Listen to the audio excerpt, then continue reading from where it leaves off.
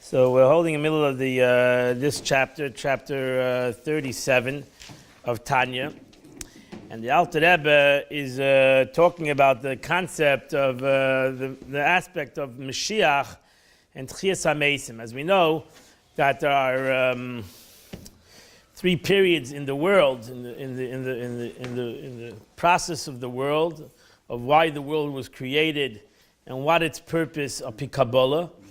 And that is, as the Alter Rebbe said in chapter 36, that the tachlis, the reason of the creation of the world was Gilui L'Kos, was the aspect of Dira B'Tachtonim, that God wanted a dwelling place in the lowest world, in this world, and therefore He created the aspect of creation in general.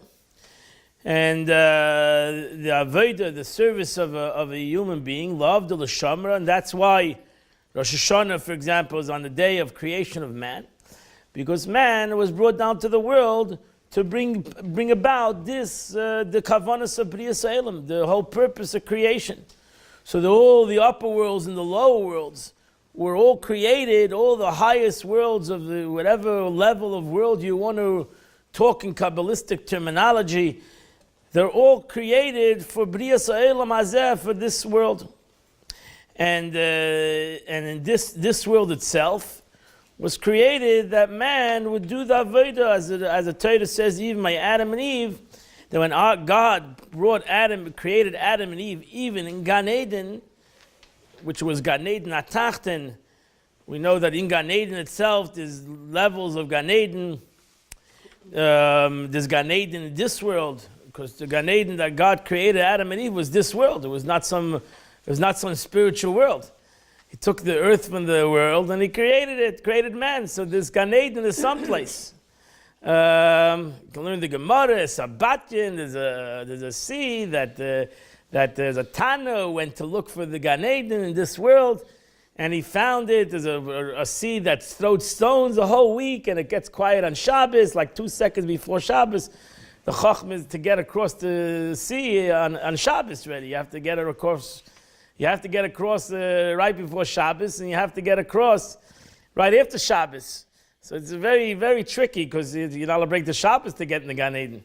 So so it's a very difficult thing, and you can get into Gan Eden for Shabbos if you want it. But that's the Gan Eden in this world. There's the Gan Eden Atachten, then there's the Gan Eden of a spiritual Gan Eden, which is in Gan Eden itself. In Kabbalah, there's many levels of Gan Eden. Gan Eden Atachten, the lower level of Gan Eden. Gan Eden Elyon, the higher level of Gan Eden. And it's a whole journey. Trust me, even if the person 120 years, Muchach Zich L'mayla too. He thinks over here is a Mucharai, there's a Mucharai also. They're moving you from level to level. You have a Avodah in Gan Eden. Torah says, God created Adam and Eve in Gan Eden, Allah Avdal Shamra, that they would do a service. What kind of Avdal Shamra in Gan Eden? In paradise. No, because the Avodah in Gan Eden too. And that's why you say by Yortzeh, Yeshav Aliyas and Neshama, that the Neshama should go higher. That means in Gan Eden itself, whichever level it is, there's a higher level. Right? There's a very famous story, Rabbi Chia, it's actually in the beginning of TANYA, I think it's chapter 10, and that Rabbi Chia, the Gemara says Rabbi Chia, which was a great Tana, in Gan Eden, wanted to go to the portal of Yechanan, of Rabbi Shimon Bar Yochai. He wanted to come into Gan Eden, the Gemara says, into the Gan Eden, into the chamber of Shimon Bar Yochai. And there's a guard there, said, I'm sorry. You're not allowed into this. These are B'nai Aliyah, called them B'nai Aliyah. These are special souls. You cannot come into this. You're not invited.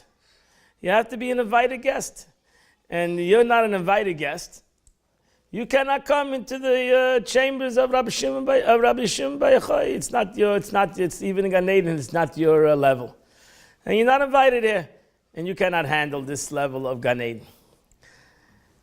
Most of us are going to hit Gan Eden Atachten. Okay, I don't want to break your hearts. But Messiah will hit the lower level of Gan Eden. It's pretty good. Not too terrible. Better than the alternative. Better alternative. No, listen. The alternative is never forever. Don't worry. And if you have to go to the alternative, it's always good. Chassidus says if you have to go to Gehenna, it's good because then you'll never get into Gan Eden. So you go to Gehenna a little bit, nicht gefährlich, and you might have some friends there anyway. So you'll and then you'll. But the truth is, Gan Eden and Gehenna are the exact same place. If you learn Kabbalah, it's not like two. You don't have an imagination. Gehenna is in one place and Gan Eden is in another place. They're actually both in the same place. There could be two entities, one soul standing next to each other. One is Gan Eden, one is Gehenna. Why? Because one has busha and one has no busha. Gan Eden is busha, really busha, embarrassment. So over here you can hide. In Gan Eden you can't hide. The emes, that's why it's called Elam HaEmes. So imagine today, that's why bush is a good thing. If you're caught on Facebook, it's nicht gefährlich. So you'll have some busha. And better to have bush in this world than bush embarrassment. Better to have embarrassment in this world than embarrassment in the world to come. Because there's real bush. Elam HaEmes over here, even in the bush, you can hide and you can say it's not true, whatever. You can wiggle yourself through it. It depends how good you're at it. But in Gan Eden, in Elam HaEmes, it's Elam HaEmes. It's a world of truth. Now we come to Elam Hazeh. Then you come to the concept of this world. In this world, Elam Hazeh Tacht, and this world where God created man so that he would be able to do Avedis, the purpose of creation of the world. And in the creation of the world, you have Elam Hazeh, and you have the concept of Mesa Mashiach, the coming of Mashiach, which, as I said previously, previous classes, that according to Chassidus, Mashiach is part of the creation of the world. Was put into the beginning of creation. The Eibishter wanted the concept of messianic concept in the world, because until the coming of Mashiach, we have not yet fulfilled the Tachlis of B'riyas Elam. Until the coming of Mashiach, which is Gilui Lakus, which is revelation of godliness in the world, we have not yet fulfilled that Tachlis. And yesterday, actually, we had a me'ain, we had a touch of that concept, because revelation of Matan Torah. Matan Torah was a revelation to the world that the world did not see from creation. And since Matan Torah, that the world did not see a Gilui Lakus, the revelation of God, that God revealed himself to Am Yisrael at Matan Torah, which is an unbelievable thing. And even the Yidden at that time ultimately couldn't handle that revelation. And as we know, that they sinned in the golden calf not long after that. Did the Egel. Why? Because it was Vayeder Hashem al Har, in a way, the Gemara expressed it, that Bittul HaGzeira, the Eibishter broke a Gzeira, and he did it. He came down on Mount Sinai. Vayeder Hashem al Har Sinai. Vel Moshe Amel Elei, and to Moshe he told to go up. But the Yidden were not ready for it. Jews were per se not ready for it, Gilui Lakus, and that's how we know that the Eibishter said, God said, Anochi Parcha Nishmasa, that when the God revealed himself with the first statement, they all died. And then he did Chiyas HaMesim, resurrected them. And he said the second commandment, you shall not have another God, and they all died. Parcha Nishmasam, they all died, the Gemara said. And he resurrected them again. And then they said, enough is enough, cannot handle it. So let Moshe Rabbeinu, let Moshe Rabbeinu say, hear from the Eibishter, because seemingly Moshe Rabbeinu can handle it. And right, Moshe Rabbeinu dibir mavai upon him. The come Navi Moshe. Right, even all the Nevi'im had Nevuas in their sleep. Moshe Rabbeinu spoke to the Eibishter upon him, which is hard to comprehend, face to face. Even though Moshe Rabbeinu didn't actually talk face to face, because the Eibishter says, you cannot talk to me face to face. Even Moshe Rabbeinu doesn't have that capability to do that. But Moshe Rabbeinu was out of this world. What should I tell you, right? Moshe Rabbeinu was a superhuman human being. It's somebody that is not comprehensible to us. And the Chassidus says, because Moshe Rabbeinu was an Neshama Atzilus. Moshe Rabbeinu was a soul from the world of Atzilus. The Eibishter sent down, God sent down an Neshama Atzilus. What's Atzilus? World, the highest world in spirituality, the world of emanation, and this neshama can see from one side of the world to the other side of the world, and can see from the beginning of creation to the end of creation, and that's a neshama of Atzilus. Most of us come from neshama's debriya, the world of creation. And also, as you learn in the Alter Rebbe, most of us come from, our neshamas come from the world of Asiya. It went so lower and lower and lower that we only can handle the level of the soul that comes from the world of creation. So as you say, by Yidden, you have a pintel in the neshama, you have a pintel in soul, because the neshama cannot handle it, because your body cannot handle too much gilui, too much revelation of even your own soul. Forget about revelation of godliness. But that's the journey. The journey is that we're journeying to Mashiach, which Mashiach is Gilui Lakus. That's what Mashiach is, the aspect of revelation of God. We're not looking, most of us think Mashiach is going to come we're looking for end of tzaddis, end of pain, and the suffering, a lot of money, right? No, that's not Mashiach. That can happen now. There should be no pain, there should be no suffering, we should have a lot of money. And Mashiach is Gilui Lakus. Mashiach is revelation of God to the world, which is in the creation. But there's even a greater revelation that we are waiting for. More than Mashiach. We're not happy as Jews with das Mashiach. It's not enough. We're looking for even a greater relation, and that is Tchias HaMeisim.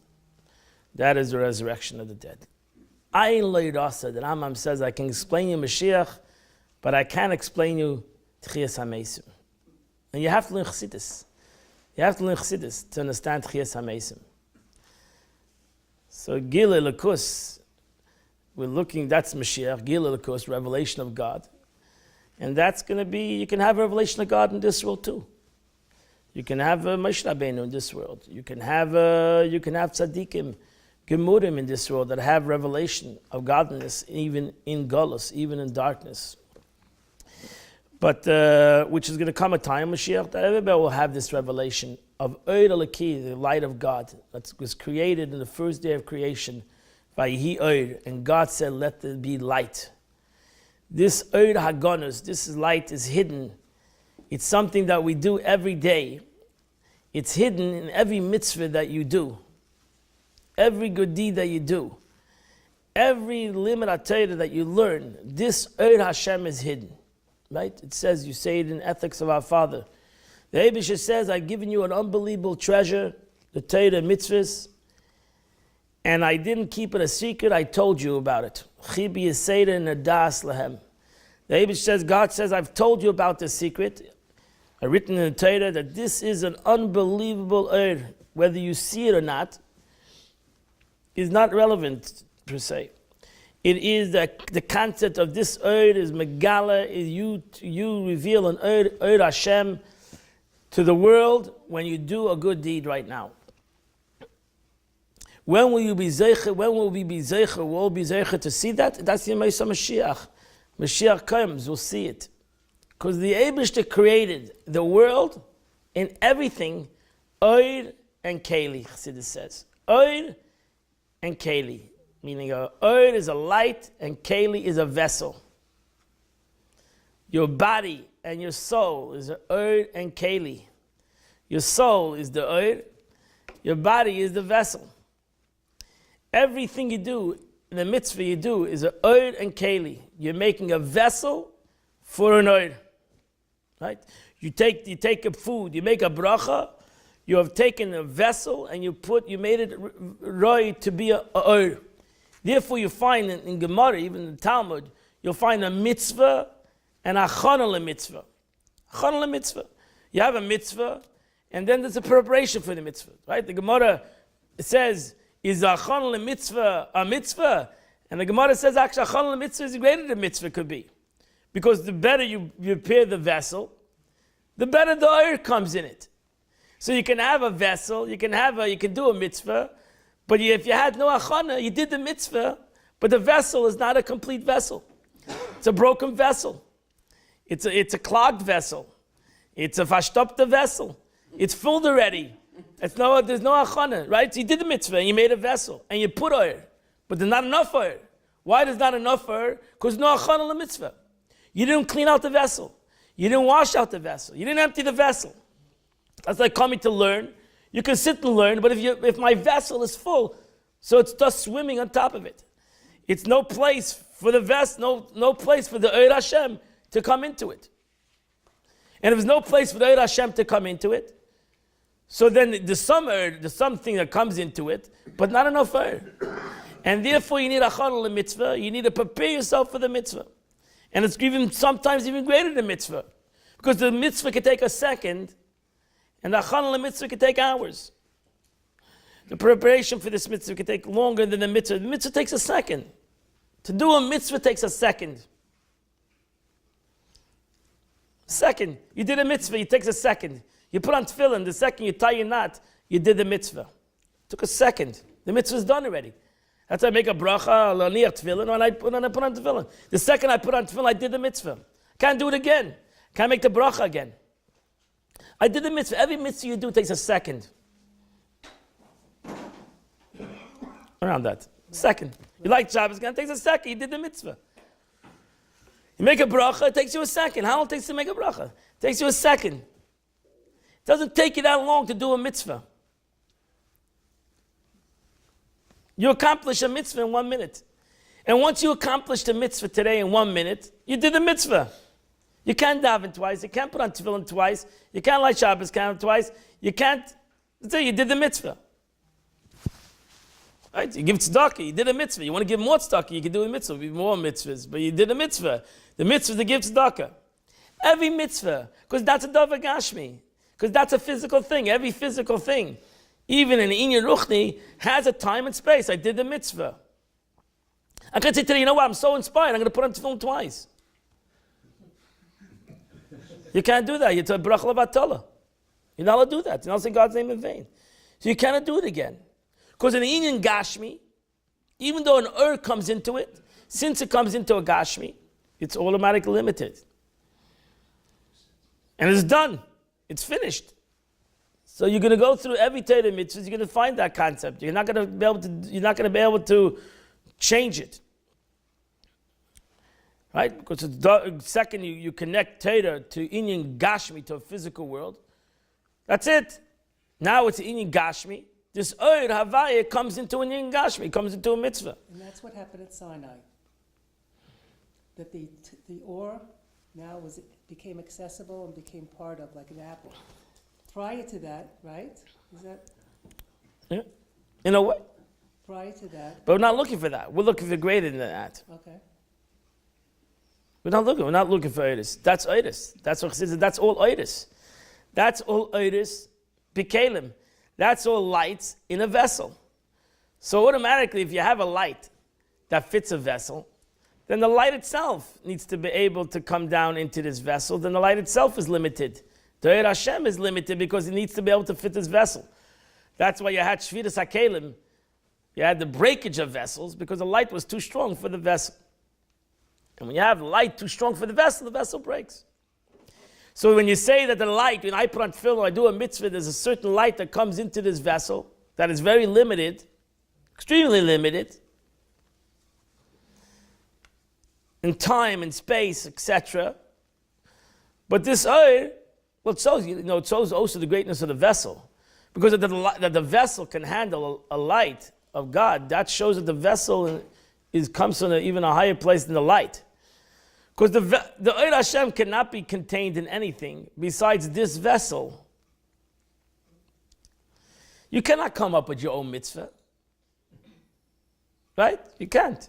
Well, I'll make my own vessels. I'll make my own mitzvahs. Right? I understand the Eir Hashem. I understand what God's light is, and I'm going to make my own vessels. Why do I need to follow these vessels? No, I can't. Because I'm not capable of taking Eir Hashem and put it into a vessel. How can I take an Eir Hashem, which is unlimited, and put it into a vessel which is limited? I only can use God's vessels. Because the Eibishter made a vessel that is even more deeper, maybe more capable to be able to handle this Eir. That's the greatness of this world. Gan Eden is souls, which is without vessels. I mean, still a vessel because it's still a creation of God, but it's not comparison to vessels of a human being, which is time and space. That's why it says when a person dies, his soul is yatem b'chayei. The Alter Rebbe writes in Tanya that his soul is greater. Why? Because he was stuck in a vessel. How great the soul is connected into a vessel. He's still connected to a vessel. Even a tzaddik is still connected to a human being. Moshe Rabbeinu was still a human being, like me and you. How great he is, still a human being. If you're a human being, you're automatically limited. Even Moshe Rabbeinu is limited. Right? Moshe Rabbeinu is limited. Moshe Rabbeinu wanted to live forever. Doesn't work. Right? Moshe Rabbeinu, unlimited. Yeah, but every rule has its loop, non-rule, right? Every rule, exception to the rule. So like Eliyahu Navi, it says he went up with his body to Shemayim. What that means is above my comprehension. So where's his body? He's in Shemayim. The Gemara says that 10 people that went up to the Shemayim, their bodies went to Shemayim. It was zeichet to have Aliyas Aguf, not Aliyas Neshama. What does that mean? His body's walking in heaven. It's above my pay grade. So, but in essence, it means that that the guf became like the neshama. Then the guf came neshama. They don't have a burial. You don't have a burial place for Eliyahu Navi. The vessel became the Oir Hashem. Right. By definition, it's a limitation. A vessel's a limitation. Vessel is the limitation.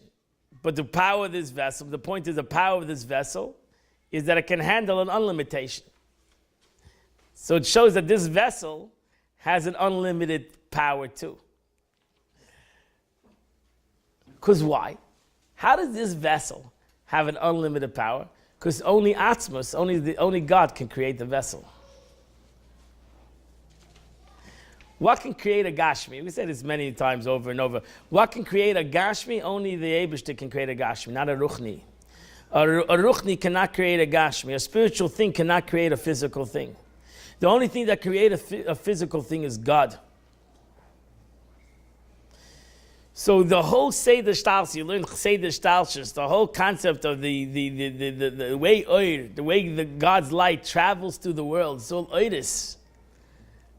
It's all lights and it's all spirituality, and it's levels of spirituality upon levels of spirituality. As higher you get and higher spiritual, higher bottle, higher nullified, higher clandestine. I don't use any fancy English word that I don't know. It goes higher upon higher upon higher, but just how high it goes cannot create a physical thing. No earth can create a Dava Gashmi. What's Gashmi? Physicality. Spirituality cannot create physicality. It's not possible. Who can create physicality? God. That's above physicality and spirituality.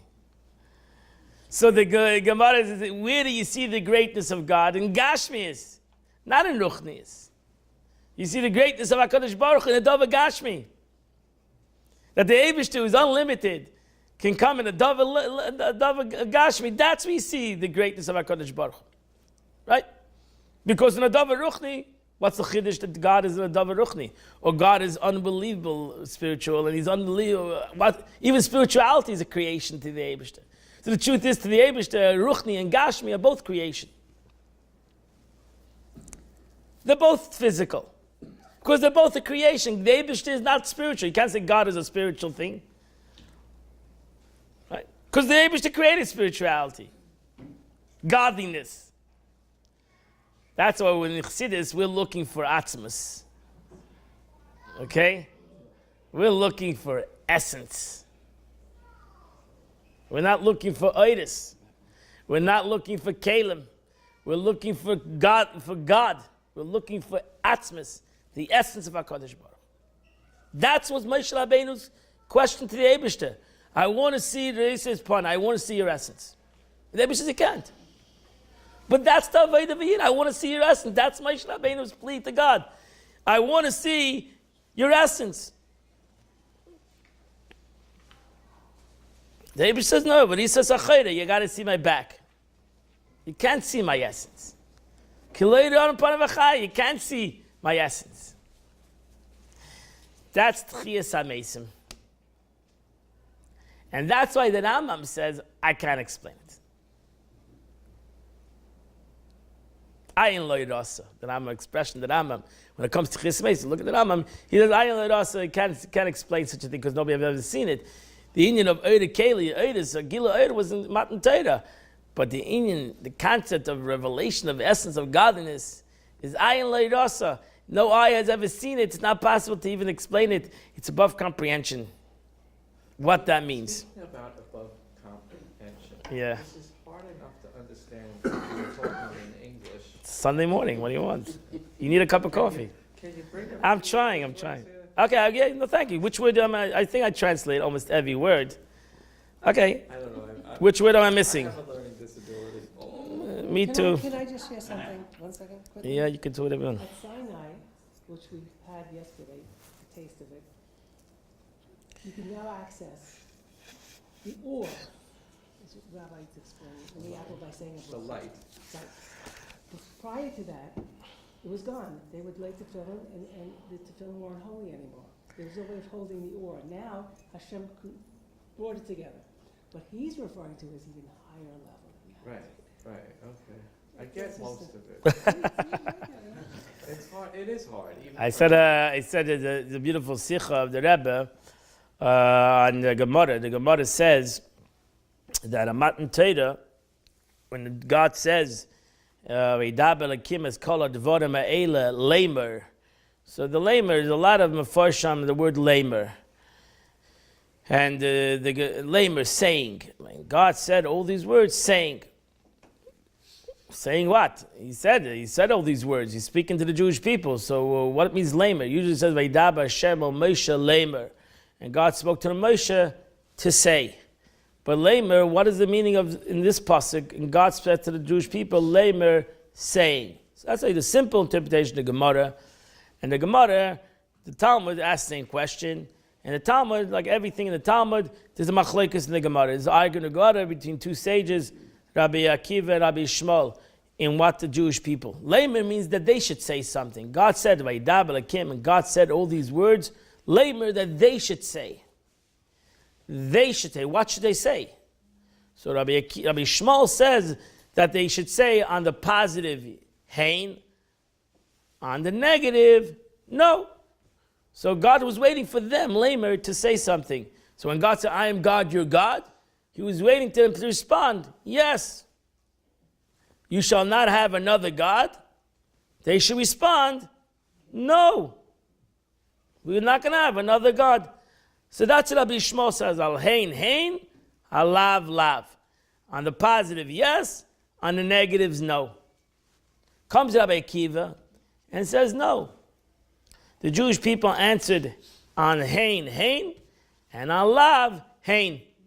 The Jewish people said yes on the yes, and they said yes on the no. Big argument in the Gemara. Big argument. So the Rebbe said, what's the argument? They're saying the same thing. What's the difference if you say we're not going to do it, or yes, we're not going to do it? What's the difference? What's the difference? You say yes or no, or no on no. It's the same thing. The meaning is the same. The outcome is the same. So what's the argument? Why does Rabbi Akiva and Shmuel need to argue when there's no argument? They're both saying the same thing. So what's the meaning of the Gemara? That these two sages that argued on almost everything, but these were great sages. He was not some guys who will argue on something. So what was the argument? The argument doesn't make sense. That's what you look at Rashi. Doesn't even mention Rabbi Akiva. Rashi and Chumash just mention Rabbi Shmuel. They answer on hein, hein, and love. Finish. Comes Rabbi Akiva and he says, no. They didn't say. They said on the yes, yes. On the no's, yes. What's the difference? What's the chiluk? And the Rebbe says there is a big difference. They're arguing a big difference. And the difference is the difference between Rabbi Akiva and Rabbi Shmuel in their essence, who they were. You have to know who they were to understand why they are arguing in this argument. Rabbi Shmuel was a tzaddik, was a tzaddik ben tzaddik. Rabbi Shmuel was a guy who was a righteous individual. His father was a righteous individual. He had yichus. He was a great tzaddik, and he was a lineage. Rabbi Akiva was a ben Gadim. Rabbi Akiva was a convert, or he's a son of a convert. Not only that, he was about tshuva. Like I said, there's the FFB. It depends what you have at the end of your title. You have a title. Everybody has a title, FFB at the end, or BT. So what are you, from birth or Baal Tshuva? So I don't know, you have to have what is your title. So Rabbi Akiva was a BT. He himself was about Tshuva, right? He came, until 40 years old, he didn't know alibis. So he came a from Yid in his mid-age. Came one of the greatest sages in history. Okay, but Rabbi Akiva, in essence, said, you don't understand what the Aveda of a Beinani, which is the tzaddik, the Aveda of a Rosh and a Beinani, Aveda of the world. Why does a Jew change his life? Why does a Yid change their life? Rabbi Shmuel, you never changed his life. Why does a Yid change his life? Why did I change my life for? Because I saw great accomplishments of Torah mitzvah? No, I saw the Eibishter. To me, everything is yes. To a Yid, everything has to be yes. It's not important that there's positive or negative. It's not important. That's semantics. Don't get stuck into the what's the positive, what's the negative. Get stuck in the yes.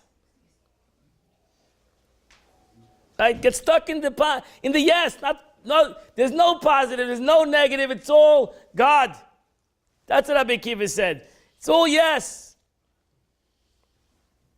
That's the beauty of Torah. Torah, it's about God. It's not about, there's two kinds of relationship. And it's true. There's one level, there's two kinds of relationship with God. There's a positive relationship, there's a negative relationship. There's a mitzvah, and there's in the mitzvah itself, there's different levels of that. When you come to the essence of everything, everything is God. So that's the point. When it comes to that concept, that level of that relationship with the person that has the Eibishter, it's about the Eibishter. What's the difference? To the Eibishter, to God, there's no difference in levels. There's no difference between me and Moshe Rabbeinu to God. It's all the concept of our relationship with HaKadosh Baruch Hu. So therefore, the Gemara says, you want to put the whole Torah on one word? It's very easy to put the whole Torah on one word, and that's in last week's parasha. Anochi. I am God. I. There's only one I. There's only one Anochi. And that's the Eibishter. That's God. So finish. The whole Torah is about one thing. God. You don't have to go much further. You don't have to go much. It's about God. And to the Eibishter, to God, a big thing, a small thing, is all the same. It's about his relationship with the human being, or our relationship with him. The Gemara says, Anochi. What does the word Anochi stand for? Why did you put the word Anochi? Why did the Torah put a word Anochi? It should Ani. It should have said Ani. That's the right Hebrew word. Anochi is Lashon Mitzri. Anochi is not a Hebrew word. So the Gemara says, because Anochi stands for 4 words. Ana, Nafshi, Ksavis, Yohavis. I, my essence, I have given, I've written, and I have given. The Torah is the essence of HaKadosh Baruch Hu. That's it. I've given, and what do you think? I've given you laws. That's the point. That there's laws and do's and don'ts and threatening. No, nafshik safis yavis. You're getting involved into you're living too much in Oidus and Kalim. You got to live in Atzmis. You got to live in a spiritual life. Anochi, ksav anon nafshik safis yavis. You got to live in the spiritual moment, not in the. Don't get lost into the yays and no's. On the positive, you say yay and negative. No, Rabbi Akiva says, look above. Look higher. That's about tshuva. That's the greatest. That's why he says about tshuva. Where about tshuva stands Even a tzaddik doesn't stand. Because a Baal Tshuva broke all barriers. A tzaddik never broke anything. Because he was a yosher. He went through. He's following the yellow brick road. Baal Tshuva went off the road. He was on a roller coaster. He's not on a road. Yeah, but can you say question? Yeah, sure. How do you define a true righteous person, a true tzaddik? What would be your definition? Tzaddik, the Alter Rebbe's definition. The Alter Rebbe's definition, first of all, you learn Tanya, there are two levels of tzaddikim. There's a tzaddik gomer and a tzaddik sheina gomer. You have a tzaddik sheina gomer, an incomplete tzaddik. That can be many levels and many different levels of what a tzaddik is and his journey. It means that his evil is asleep. A tzaddik gomer is like that's what you can go back to the beginning of what I mentioned. Is Rabbi Shimon Bar Yochai was a tzaddik gomer, and his neshama was pure. His guf was pure. He had no evil capacity. His evil has been transformed into good. That's a tzaddik gomer. Your evil, you have no evil. Nefesh Bahamas. Your Nefesh Bahamas became a Nefesh Alikis. Can you be born like that? It's a boring life.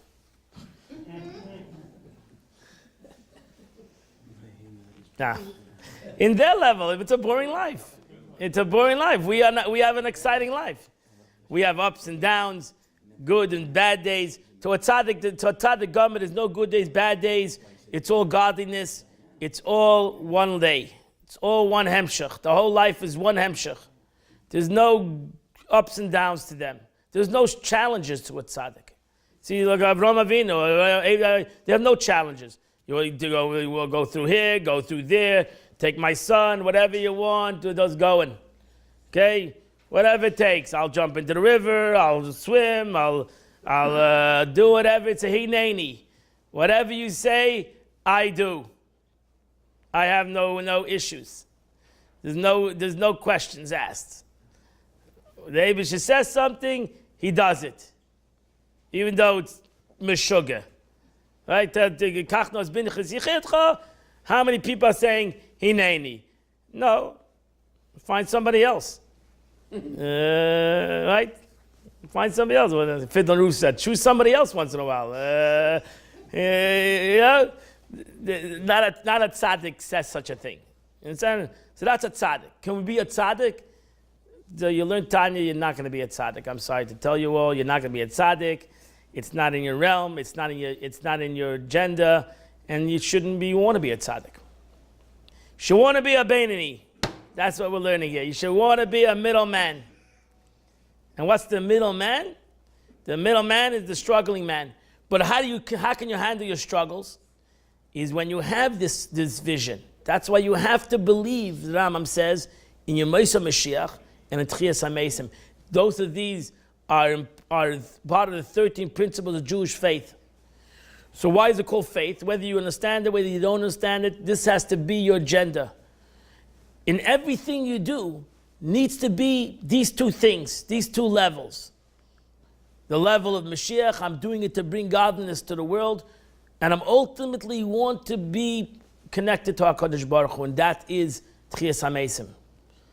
I'm going to a higher level. Not only do I want to bring godliness to the world, which is unbelievable, I want to be connected to God, and that's it.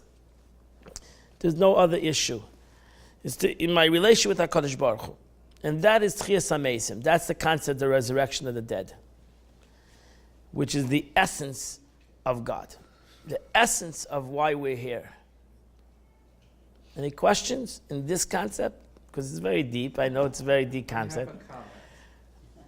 Not a question. If you don't want to make it better tomorrow, why do you want it tomorrow? Okay. I don't want to make it better tomorrow. I want to make it better today. I don't know if I'll be it tomorrow. So let's make it better today. That's it. I know, I'm joking. You know me and you, we have this struggle. I agree with that point, correct. I'm not. I have to just disagree.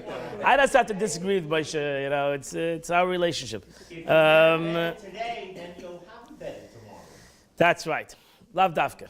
But okay, it sounds good. Because tomorrow is a whole new world. So that's why actually in Chassidus, tomorrow is not a continuation of today. Today is gone. Tomorrow is a whole new world. Actually, it's not only the tomorrow is a whole new world. In a second is a whole new world. Right? A second, Masha'ava, Masha'aya, who knows what's going to be? It's always good. It's always about now. Okay. Do you mind explaining again the nafkamina or the avoda of Tchiyat HaMetim? Like there's an expression, the Alter Rebbe, when he used to daven, he used to say a niggin. He turned to God, he said, I don't want your Gan Eden, I don't want your Elam Haba, I don't want nothing, I want you. Ich will dir allein. I want you. My relationship with God is because I want a relationship with HaKadosh Baruch Hu. You can have the same concept in a relationship with a human being. The Alter Rebbe was once his grandson was on his lap. And as he walked away, I think, I'm saying the story a little bit, I don't remember the story exactly. So he said, Zayda. He started walking away, he said, Zayda. So he said, the Alter Rebbe said, Wer is the Zayda? Who's the Zayda? Who's the Zayda? What's the Zayda? What is Zayda? The Zayda. Is the beard the Zayda? My nose is Zayda? No, you're the Zayda. You're the Zayda. You're Zayda. It's not your nose. Also, it is. Your head, your nose, your arms. No, you're Zaidi. It's you. You're Zaidi. Right? So when you call your father, Tata, right? He turns. What are you calling? What are you calling? When you call your Tata, when you call the Eivishti, you also say Tata. What are you calling? What are you calling? You're calling him. You're calling his essence. You're not into what he looks or what he expresses himself. You're calling him. You have that in your davening. You have in the bracha. Baruch Ata. Blessed are you. Who's you? Then you say Hashem Elokeinu. Then you go to the names of God. So there's Ata, you. What is you? Who are you? You is lamaila than any tzir. You. Whoever you are. I'm not giving you a definition of even a name. Yud Kei Vav Kei is a name. Even a name that we don't say, right? But it's still a name. It's limited. Haya Hayva V'yeh, past, present, and future, even at the same time, which is infinity, still is a limit. They say, Chassidus is not looking for even infinity, because even infinity is not finite.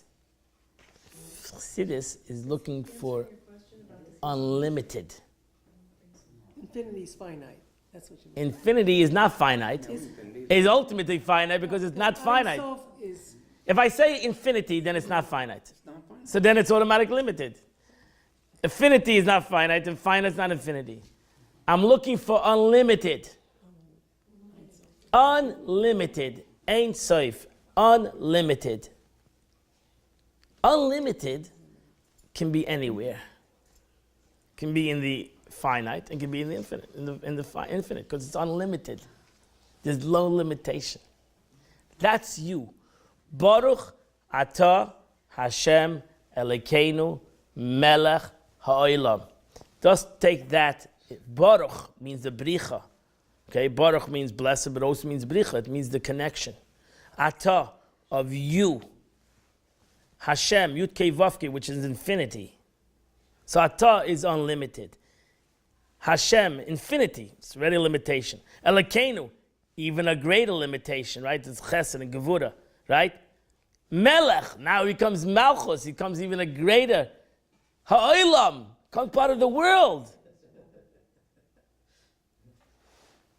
Traveling.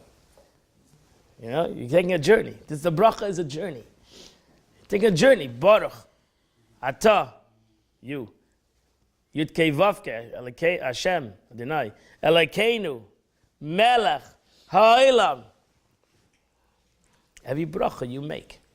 Every bracha we make, right? You're taking this journey. But what's the real essence? It's Ata, you. You know, the Gemara says that Moshe Rabbeinu is mentioned everywhere in the Parsha. Everywhere from Shemais till the end of the Torah is mentioned, besides one Parsha, and that is Ata Tetzaveh. Ata Tetzaveh is a Parsha in the Torah that does not mention Moshe Rabbeinu in the Parsha, right? But the Rebbe says the truth is that it's really mentioned more in that Parsha than any other Parsha, because the Eibusha calls him Ata, you. The Eivish in every other Parsha gives him a name, Moshe Rabbeinu, Moshe. Here he calls him you, Ata. Who are you? What is Moshe Rabbeinu? His name, Moshe. He could have been called Yankel. That's who he is. His name, Moshe. Moshe is a limitation. Ata is unlimitation. The Eivish said, "I'm going to make a Parsha that can make you unlimited." Ata Tetzaveh. You become the commander. That's why it's called Ata Tetzaveh. You become the commander. You become, like me, unlimited. Ata, you.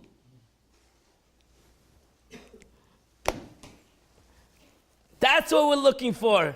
We're looking for the Ata, we're looking for the you. We're not looking for the limitation, the names and labels.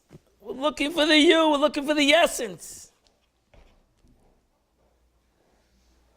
How will that connect with Mashiach? See, it's amazing. So that's Chiyas HaMesim.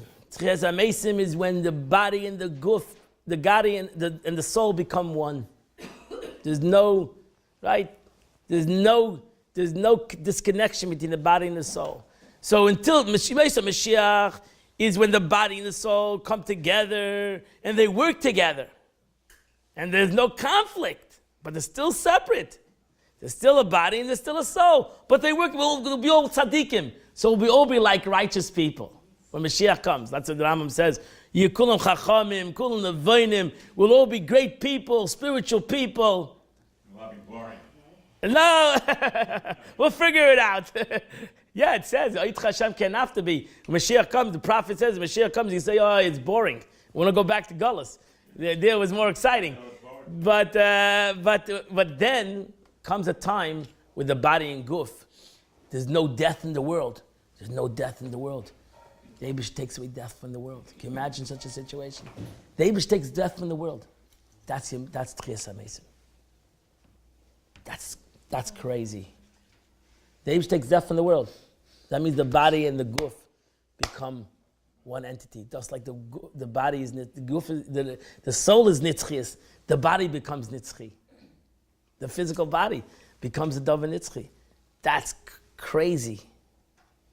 That's eternal. That's eternal. We bring eternity to the world. And that's what we started off. That was the purpose of creation. Gan Eden. It's hiding Gan Eden. Gan Eden is nothing. The Gemara says Moshe Rabbeinu is knocking on the door to get Gan Eden, to get out of there already. He wants to come back to the world. We were looking for a guf, not only that the body comes down, which the Rambam, that's why the Rambam says, no, it cannot be. It's even the Rambam says that the body is ultimately going to die even after Tchias HaMesim.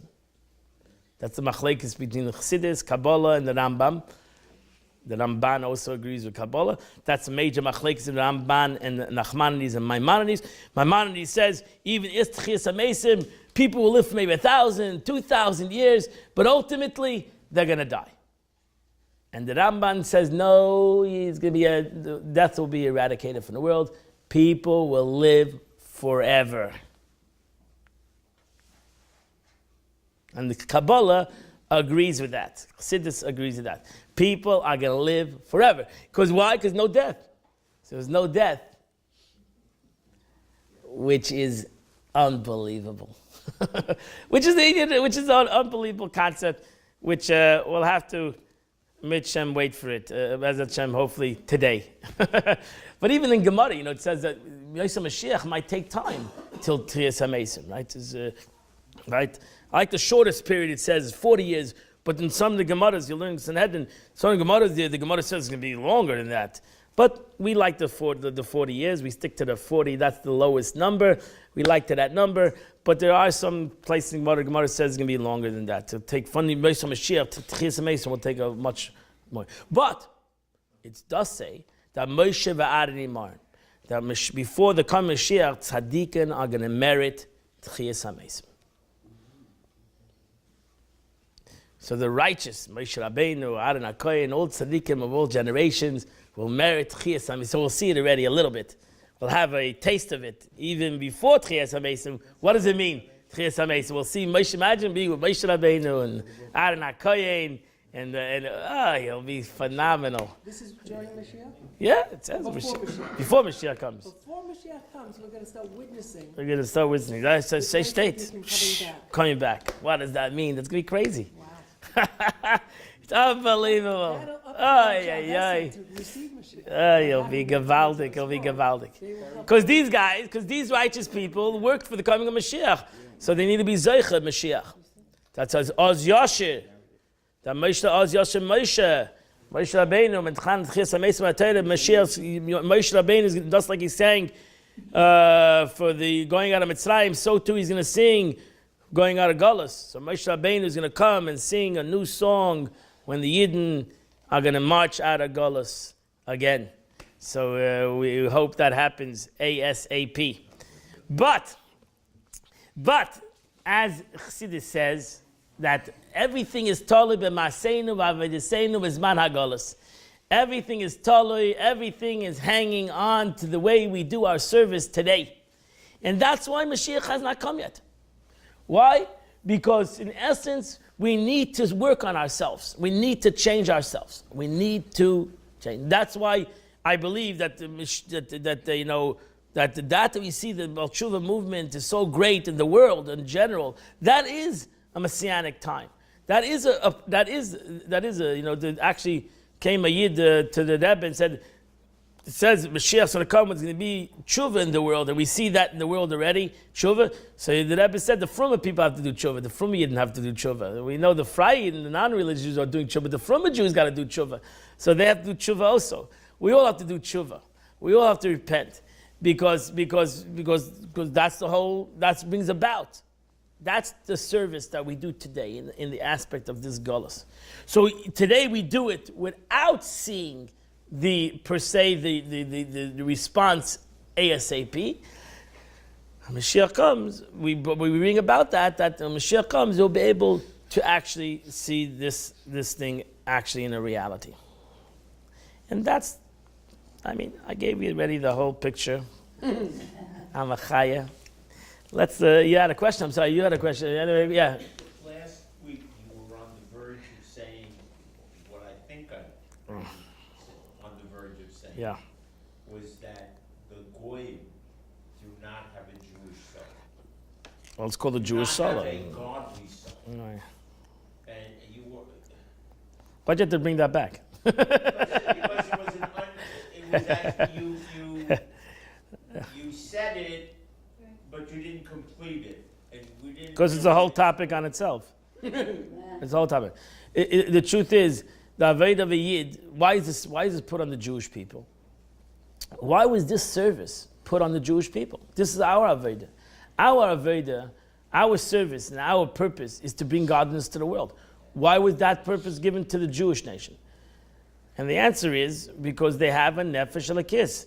They have a godly soul. That's why they were given this purpose. They can't run away from this purpose. And that's it. And you can, if you don't have this godly soul, then that's not your purpose. You have a different purpose in the world. But you don't have this purpose. Gilui Elokus ba'olam was given to the Jewish nation. You shall be a light unto the nations. You shall bring godliness to the world. That was that started off by Avraham Avinu, and it's still today that a Yid is the conscience of the world, and it's supposed to bring God to the world. That's our service. So therefore, ultimately, the Rambam tells you that, and today we can do that, as the Rebbe pushed it, that you should tell the nations of the world the 7 Noahide laws, and you should tell them that they always have a mitzvah to believe in God, and not to worship idols, and to have a purpose in their creation. It's a different agenda. So is that the essence of anti-Semitism? Well, the essence of us seeing ourselves as, again, I don't know if as I said yesterday, anti-Semitism, anti-Semitism is above comprehension. You know, the Rebbe would always say it's a Rashi. The Rashi says, Alochi, when it comes to Esav, the Rashi says an interesting Rashi, and it's a Rabbi Shimon, it's a statement of Rabbi Shimon ben Yochai.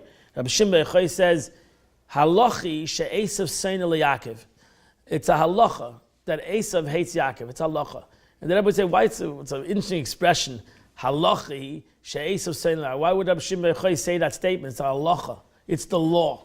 Why would you say that such thing? It's the law. Because just like the law comes from above and beyond comprehension, so through hatred of Jews, Rabbi Shimon ben Yochai says, comes from l'mayla min haseichel.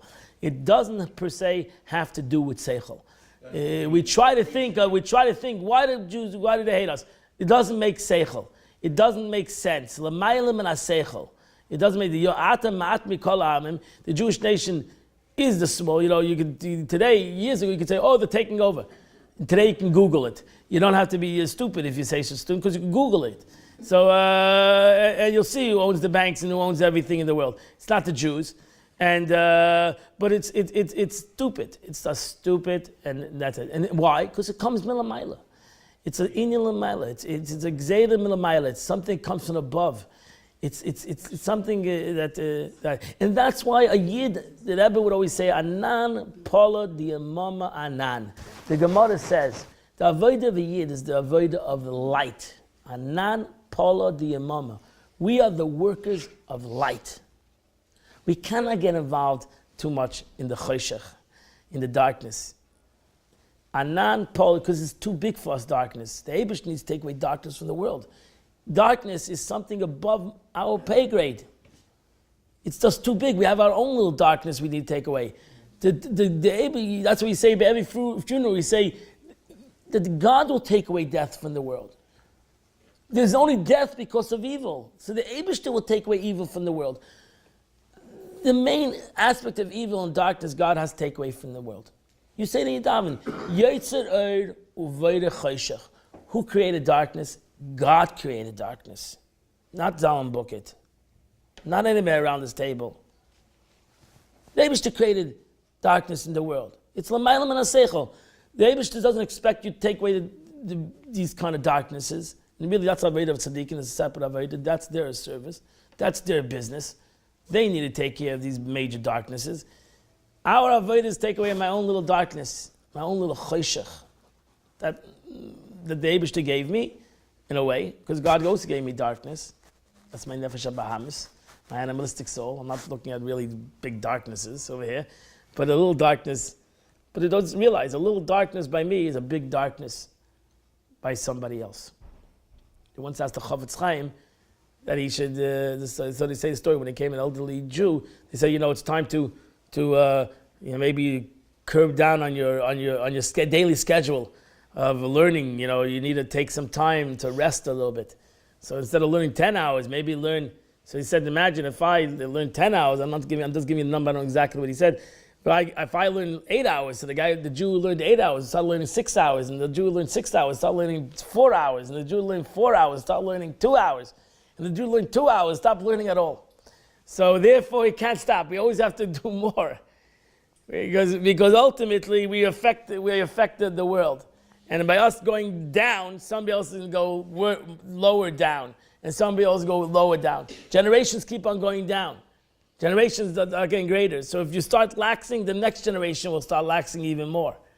And if the next generation starts laxing even more, then the next generation doesn't have anything. Chas v'shalom. So you have to, just the opposite. You got to come more sugar than your parents in a way. You got to come more frumer. You got to come not less frumer. You got to come more frumer. If you want the next generation to deal with all the mashigas in the world and to keep up the traditions of our parents, we have to come more sugar. They become more crazy in a way. And that's the avodah of a yid, and we cannot give in to the world. We have to continue on our avodah to search God, because if we stop, and the truth is, if we stop doing that, we forget the Eibishter, we ultimately forget everything. So we can never, there has to be the focus of a Yid. That's what's the focus of Chassidus. Anan, Paladim, Mamanan, focus on the light. Focus on God. And everything else will work out. Stop worrying about this, about that. Focus on God. Keep on trucking. Focus about the Eibishter. Do good things. Spiritual, be more godly. Be more spiritual. Just keep on going. And everything else, the darkness will surely dissipate, and everything else will ultimately work out. And we haven't learned one line in the Tanya. It's killing me. Let's read one line. Where's the one line? Next week. So this is that's we'll learn one line. Let's learn over here, page 172. Thus, when the totality of the vital soul of the community of Israel will be a holy vehicle for God. That's it. Then shall the general vitality of this world, now constant in klippus noiga, then change the world. If we're going to change it, Alter Rebbe says, if we Jews will change ourselves, we'll change the world. we see that's a problem. We're getting involved with the world. Change yourself. That's what the Gemara says. First fix yourself, then fix the world. Emerge from the impurity or filth of a sense to holiness to become a vehicle for God. So you want the world to become a godly world. I need to become a godly person through a revelation of His glory, and together all flesh. And ultimately, what's going to happen? That's the promise. That's Mashiach. And together all flesh, not only Jews, but the rest of the world. We're not a private group. We're not an exclusive club. This is not a private club. This is not an exclusive club. The Eibishter God is the God of the world. He's not the God of the Jewish people. He's the God of the entire world. He's given the Jewish people a special mission, and we have to complete that mission. But by completing that mission, we're going to elevate the entire world. And together. And He will, and together all flesh will see, and He will reveal Himself upon them with the majesty of His glory and might. And the whole world will be filled with the glory. This is a pasuk of the Alter Rebbe is saying, with the glory of the Lord. And Israel shall behold it eye to. The difference is that Israel shall behold it eye to eye. That is the ultimate. That's Panei. And as at the giving of the law, as it's written, you have been shown to know that the Lord is your God, and there's none else beside Him. So in Matan Torah, the Eibishter, there was a Gila Lakus, there was a revelation to Jews, and Jews saw HaKadosh Baruch Hu for a second, and it says over there that every neshama was by Matan Torah. So nobody can say, I wasn't by Matan Torah. Every soul was by Matan Torah. And every soul saw that revelation. We just need to see it again. We just need to bring that back again. It's not something that we are looking for something new. We're trying to bring something that God revealed to the world already. And that God revealed to the world already means that that was the purpose of the world, right? We all know that the purpose of the world was Matan Torah. The whole purpose of that was the whole time of the Kibbutz Zarazeh. Moshe Rabbeinu, the Eibush says this is the whole purpose, to become Matan Torah. Most of us get stuck in the 10 Commandments. No. The purpose of Matan Torah was Gila Lakus, the revelation of God to the world. Vayera Hashem al Har Sinai. The Eibush came down the mountain. He came down and revealed Himself to every Jew, to every human being ultimately. Through the Jews, it affected the whole world. As the Gemara says, it's called Sinai. Shesina ba'Elohim. That's a problem. In a way, hatred came to anti-Semitism started at Mount Sinai. Sinai, it's called Sinai because Sinai ba'Elohim. Instead of the world realizing the greatness of Am Yisrael, that what it does to the world, they started hating the Jews, have a jealousy to the Jews. Why? Because ultimately the Jews are jealous of each other. We created we ourselves have created different organizations. Yourself, a different organization, with different groups. That's a problem. We created a Yiddishkeit, a religion. When a Yiddishkeit becomes a religion, then one religion has to be against another religion. One group, we're Misnagdim, we're Chassidim, we're this, we're that. Everybody has groups. We all have Av Echad L'Kulanu. We have one God. We all have to, these are all semantics. If you're a chassid, you're a snagid, you're a litvishe, I don't care where you came from. We all have one God. We have one Eibishter. That's above and beyond all these groups. Both these groups create hatred. That's a problem, right? Because my group is better than your group, and your group is better than my group, and you have a bad group. And something's wrong with your group. Something's better than my group. What kind of groups in this situation? Where are there groups in Yiddishkeit? Where are there groups by God? There's no groups. No groups. But at the same moment, there is. You have a Kohen, Levi, Yisrael. He put this thing in there. He put this system. But instead of us feeling the tzaddikim, there's Beinim, there's the Shoyim, we have groups. But we have one God. The Eibush is above tzaddikim, Beinim, and Shoyim. To the Eibush, to God, a tzaddik, a Beini, and a Rasha is equal because they all have the same purpose. As long as they all have the same purpose, they all have the same journey. This whole sentence is about unity. He didn't put the word unity in. It's all about unity. You know, you won't have an issue with Does that unity. mean, well, I have a question though. Does that mean like I can only learn if it's said through the Rebbe, or can I learn from Learn everything. Ger, Eizu chacham aleimed mikol adam. Who is a smart person? Is somebody who learns from everybody. The Rebbe learned Learn from everybody. It's something that you can learn from everybody. And there's something you shouldn't learn from everybody. Because everybody has good and bad. There's no perfection in this world. The Abish is perfect. Everybody else is imperfect. So therefore, learn from everybody. Actually, learn from God and finish. Open a chumash yourself. And learn chumash yourself. Why you need to have to live? Open a chumash and learn chumash. What is an exclusive book? Open a chumash and learn chumash. Open a Gemara and learn Gemara. Open up a Mishnayos and learn Mishnayos. It's there for everybody. It's not an exclusive group. Learn if it's there for everybody. We all need to sit and learn. And I need to go. So, shall have a wonderful, beautiful day. Shall have a kind day. We learned something.